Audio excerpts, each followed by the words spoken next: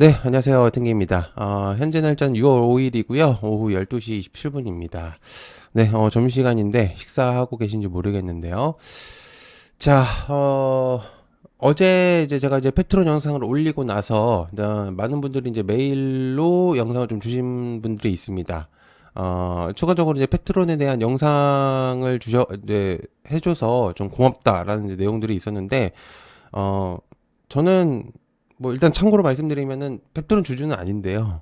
근데 이제 인사이트나 이런 거 이제 분석하는 거를 굉장히 좋아해서 여러분들한테 좀 공유를 드리려고 하고요. 그리고 지금 이제 펩트론을 이제 유튜브에 검색을 하면은 그냥 좀 자극적인 영상들이 좀 많아가지고 실제로 이제 중요한 정보들은 많이 없는 것 같습니다. 그래서 이제 그것들을 토대로 해서 여러분한테 좀 공유를 드리고자 이제 주주분들한테 진짜 도움이 되는 내용을 좀 공유를 하고자 영상을 좀 만들었습니다. 추가적으로 좀 더 세분화돼서 이제 설명을 좀 드리려고 영상을 찍었고요. 죄송합니다. 제가 목이 안 좋아가지고.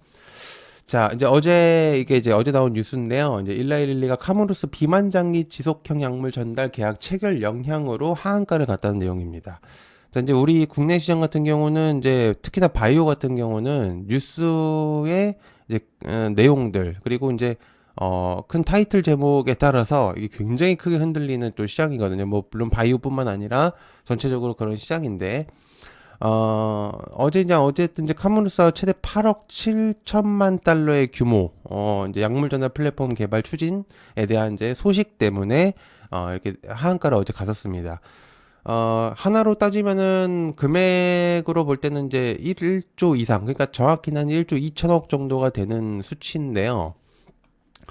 저는 이제 이거 뉴스 보고 나서 왜 하한가를 갔는지 정말 도저히 이해가 안 갔었는데, 참고로. 자, 그래서 어쨌든 이제 하한가를 갔었고, 이제 오늘 이제 내용이 좀 나오면서, 펩트론이 이제 미 일라이릴리하고 기술성 평가 순조롭게 진행 중 이러면서 이제 하한가가 풀리면서 좀 상승하는 모습들을 보여줬습니다. 아마 이제 어제 영상을 좀 보셨다면은 좀 도움이 되셨을 거라고 저는 생각을 하는데요. 일라이릴리 쪽에서 직접적으로 이제 공식적으로 이제 펩트론에 대한 이제 언급을 좀 진행을 하면서 내용이 조금 올라가는 부분들이 있겠죠. 어제 설명한 그대로 내용이 나왔습니다. 즉, 너무 하한가는 과한 처사라고 저는 생각을 하기 때문에 일단 이제 그런 부분들을 이제 설명을 드리려고 하는 거고 실제로 이제 펩트론 공식 홈페이지에서도 내용을 좀 공유를 했습니다. 자, 그래서 이제 내용을 조금 설명을 해보면 릴리와 카무루스 간의 계약을 포함한 해당 약물의 범위가 광범위함에도 불구하고 릴리와 페트론 간의 기술성 평가 중인 릴리의 약물은 카무루스와 라이선스 계약에 대한 선정된 릴리의 약물과는 모두 일치하지 않습니다. 실제로 이제 적용하는 약물 자체가 다르다는 얘기죠. 그래서 이제 그런 부분들을 이제 내용을 공유했다고 보시면 될 것 같습니다. 예, 그 아래는 이제 그거에 대한 이제 설명이 있는 건데 구체적으로 설명은 제가 조금 이따 좀 드려보겠습니다. 그래서 좀 설명을 좀 드려볼게요. 죄송합니다. 제가 목소리가 지금 잘 안 나와가지고 저 가래가 좀 껴가지고 자 설명을 좀 드려보면요. 일단 요거를 좀 제외를 하고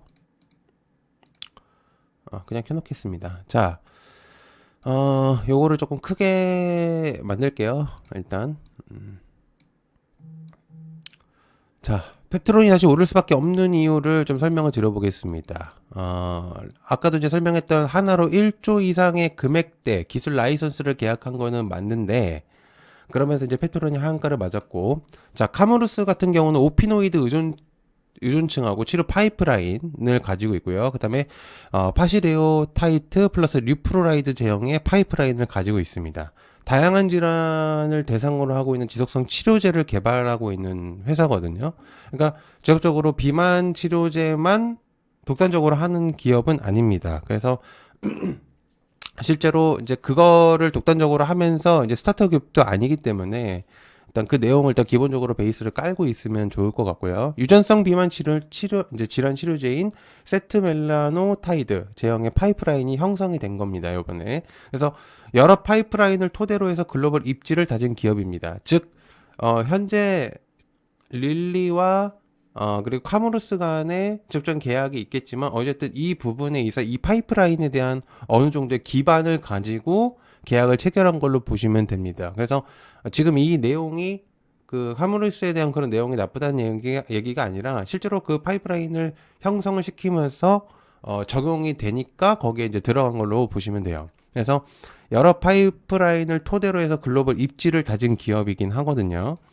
실제로 이제 유럽하고 호주에서 상업적 인프라를 잘 구축해낸 기업입니다. 그래서 밸류가 나쁜 건 아니에요. 이제 추후 인사이트를 보더라도 나쁜 측면은 아닙니다. 그 회사가.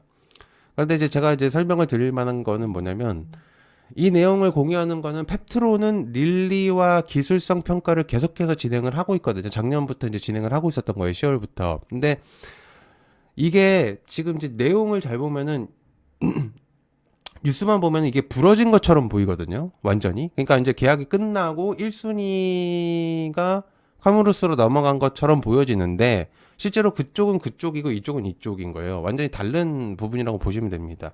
그러니까 순위가 누가 먼저 했느냐에 따라서 그게 이제 하한가를 가버린 걸로 저는 생각을 드는데 중요한 거는 돈이 되는 사업이 과연 어디냐가 더 중요한 거죠. 그래서 더 강하게 플러스 요인이 작용하느냐가 중요한 포인트라고 저는 생각을 합니다. 그런데 이제 펩트론을 조금 더 이제 분석을 해보면 훨씬 더 라이선스 기반으로 돈이 되는 기업인 거는 펩트론 쪽이에요. 카무루스보다는. 그래서 펩트론은 어쨌든 사활을 걸고 진행을 하는 겁니다. 국내 바이오 기업들은 어쨌든 그거 하나를 잡기 위해서 엄청난 노력을 필요하고 국내에서도 바이오 산업이 한 기업이 신약 개발을 함으로써 그 기간이 못해도 10년 이상, 5년에서 10년. 그러니까 그 안에 파산하는 경우들이 대체적으로 많거든요, 바이오들이. 근데 릴리가 공식적으로 이런 기술적 평가는 차질 없다고 지속적으로 펩트론에 대한 이제 언급을 해줬습니다. 그래서 계획대로 이제 진행될 가능성이 높은데. 자, 그러면 이제 어느 정도 이제 아실 수 있으니까 제가 이제 세분화해서 좀 설명을 좀 드려볼게요. 펩트론은 스마트 대포를 릴리에 이제 펩타이드 기반의 약물을 적용을 하면서 공동 연구를 진행하라는 것은 이제 다들 아실 거라고 생각을 합니다. 그러니까 이제 이 스마트 대포 기술은 체내에서 약효를 장기간으로 유지할 수 있게 설계된 기술이에요. 그러니까 쉽게 말해서 계속해서 약물을 주입하는 방식이 아니고요. 물론 용량을 늘릴 수는 있겠죠. 그런데 중요한 건 환자의 편의성을 높이는 게 초점인 겁니다. 그래서 계속해서 약물을 주입하는 식이 아니라 주사 횟수를 줄임으로써 편의를 올린다고 보면 됩니다. 과거의 바이오 기업들의 신약들을 잘 보면 임상 실험을 할 때도 그렇고 계속적인 주마다의 투여를 하는 그런 부분들이 굉장히 많았었어요. 그런데 이제는 뭐 AI나 여러 가지 이제 산업적인 발전이 굉장히 높아지면서 이제는 이제 그런 부분들이 많이 줄어들었거든요. 사업성으로 봤을 때 릴리와 계약이 이제 성립이 될 경우에 현 시점 매출액의 기준으로 10% 이상은 오를 것이라고 저는 판단을 합니다. 이건 개인적인 인사이트이기도 하지만 어쨌든 릴리와의 계약이 성립될 경우는 충분한 값어치가 그렇게 나올 거라고 저는 판단을 해요. 그리고 플러스로 GMP 공장 신설도 계획 중인데, 즉 장기 지속성 비만 치료제 PT403을 생산은 이제 독단적으로 할 것으로 저는 이제 보여집니다. 그래서 전략적 파트너십이긴 하지만요, 두 기업에게 있어서는 굉장히 중요한 사업의 기회라고 볼 수 있습니다.